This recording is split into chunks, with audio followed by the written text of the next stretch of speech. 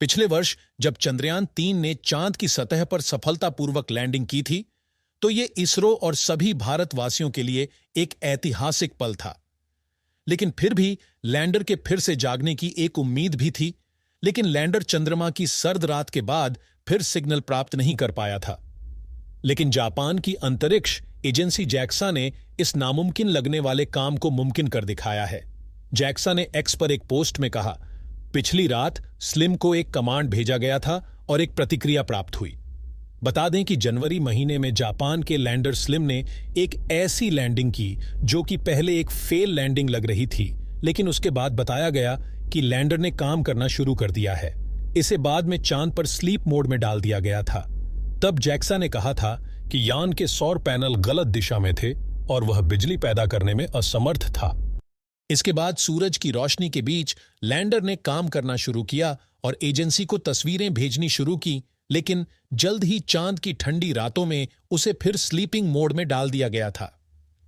JAXA ने उस समय कहा था कि स्लिम को चंद्र रातों के लिए डिजाइन नहीं किया गया है। हालांकि इसरो की तरह उसने उम्मीद जरूर जताई थी कि वह सरवाइव कर लेगा। भारत के चंद्रयान-3 ने पिछले साल चांद के दक्षिणी ध्रुव पर उतरकर ऐसा करने वाले पहले लैंडर के तौर पर उपलब्धि पहले ही हासिल कर ली थी। भारतीय अंतरिक्ष एजेंसी इसरो ने इस नामुमकिन काम को करके दुनिया को चौंका दिया था। हालांकि चांद पर 15 दिन काम करने के बाद चंद्रयान-3 सर्द रातों के बाद कभी नहीं जागा। हालांकि इसरो ने भी कहा था कि इस यान को चांद की -200 डिग्री तक के तापमान वाली सर्दी के लिए तैयार नहीं किया था। हालांकि जो चंद्रयान-3 नहीं कर पाया, जापान के चंद्रयान स्लिम ने कर दिखाया। इस यान ने चांद की ठंडी रातें सफलतापूर्वक सरवाइव कर ली हैं। जापान की अंतरिक्ष एजेंसी जैक्सा ने सोमवार को जानकारी दी कि उसके लैंडर ने चांद की सर्द रातें सफलतापूर्वक पूरी कर ली हैं और वह अच्छी तरह से काम कर रहा है। जैक्सा ने कहा कि उसने फरवरी के मध्य से फिर से को संदेश भेजकर जगाने की योजना बनाई थी, जब सूर्य फिर से चांद पर उजाला करेगा। जैक्सा ने कहा कि लैंडर के साथ हुआ संचार थोड़े समय के बाद समाप्त हो गया था। ऐसा इसलिए हुआ होगा क्योंकि जब चांद पर दोपहर का वक्त होता है, उस वक्त संचार उपकरणों का तापमान जरूरत से अधिक होता है।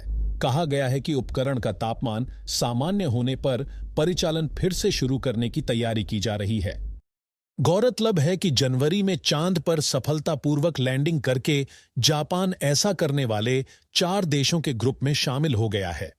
इससे पहले चांद पर यान की सॉफ्ट लैंडिंग अमेरिका, पूर्व सोवियत संघ, चीन और भारत कर चुके हैं।